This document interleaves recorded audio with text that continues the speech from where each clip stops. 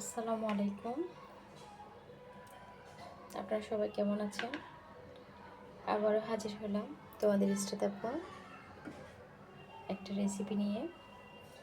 আজকে আমি মাছ রান্না করব। এখানে আমি তার জন্য নিয়ে নিলাম, দেখতেই পাচ্ছ, দুটা বড় রূপচাঁদা মাছ নিয়েছি। তার জন্য লাগবে একটা কিউব করে কাটা টমেটো, 4টা কাঁচামরিচ, 1 চা চামচ রসুন বাটা, 1 চা চামচ আদা বাটা, দেখতেই পাচ্ছ।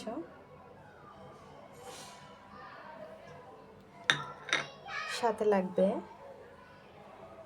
একটা বড় কুচি করা পেঁয়াজ, আগে থেকে আমি তৈরি করে রাখছি। আরও লাগবে এখানে আমি 2 চা চামচ শুকনো লঙ্কা, পরিমাণ মতো লবণ, 1 চা চামচ ধনিয়া গুঁড়া, আধা চা চামচ হলুদের গুঁড়া দিয়ে দিলাম। এখন আমি আস্তে করে চুলাটা অন করব।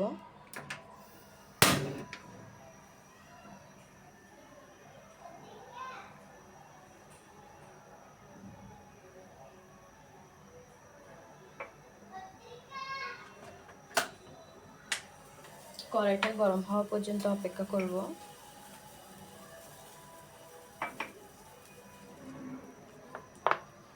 কড়াইটা গরম হয়ে গেছে, এখন আমি পরিমাণ মতো তেল দিয়ে দিব।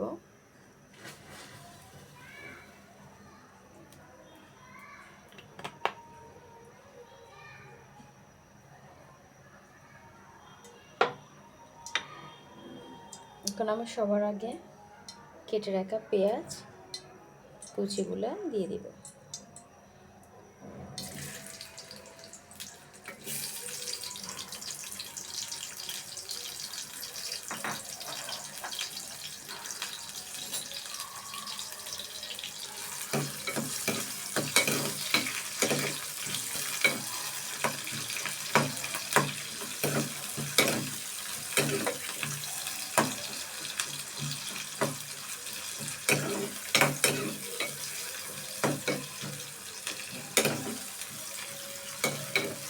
কচুগুলো নাড়তে থাকবো ব্রাউন কালার আসা পর্যন্ত। খেয়াল রাখতে হবে পেঁয়াজ কুচি যাতে পুড়ে না যায়, তখন তরকারির স্বাদটা নষ্ট হয়ে যাবে।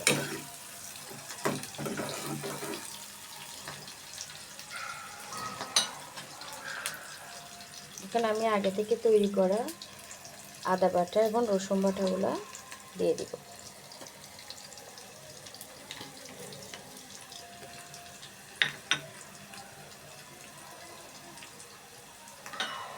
আমি আবারও ভালোভাবে নাড়তে থাকবো।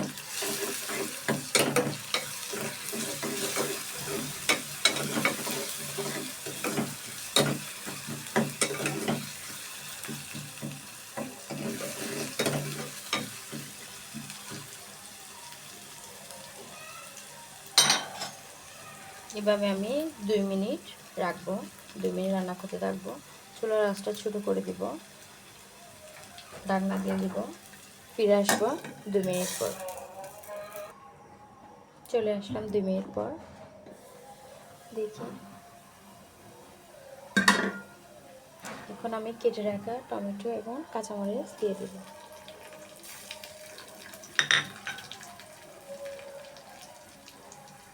আবারও ভালোভাবে নাড়তে থাকবো।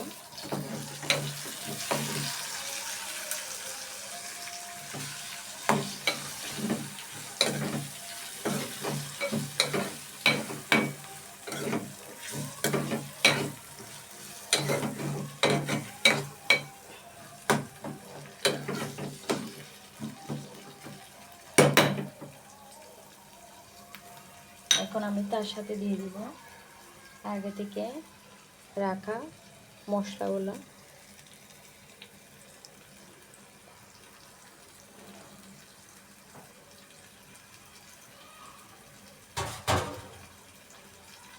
এখন আমি নাড়বো না, ওইভাবে রেখে দিব আরও 2 মিনিট। 2 মিনিট পর আসতেছি, চলে আসলাম আবারও।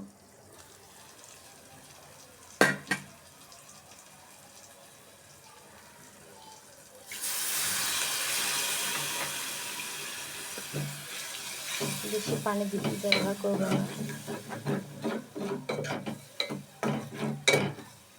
শুধু মাছ সেদ্ধ হওয়ার জন্য ঠিক যতটুকু পানির প্রয়োজন ততটুকু পানি ব্যবহার করব।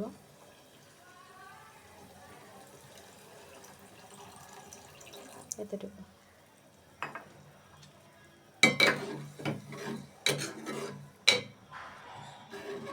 আমি ঢাকনা দিয়ে রেখে দিব ব্লক না আসা পর্যন্ত, আরও 2 মিনিট।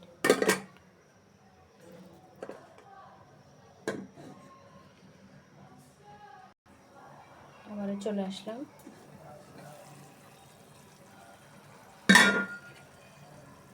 আমার আগে থেকে রাখা মাছগুলো দিয়ে দিলাম।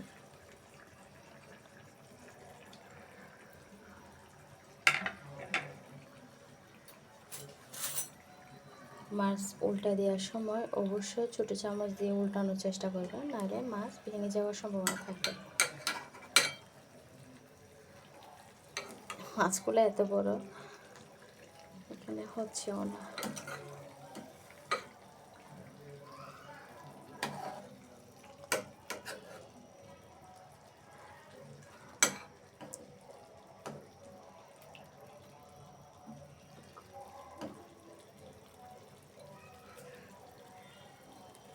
এভাবে আমি 7-8 মিনিট রান্না করব।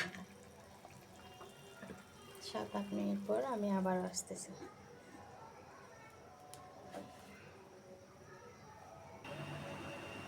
আবার চলে আসলাম, দেখি আমার রান্না কতটুকু।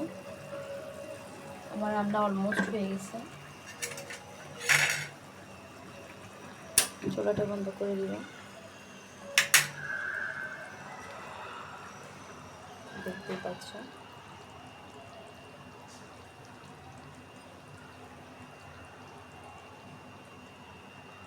দেখতে কতটা ভালো লাগতেছে।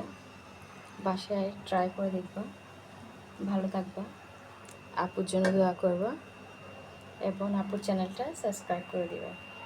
আল্লাহ হাফেজ।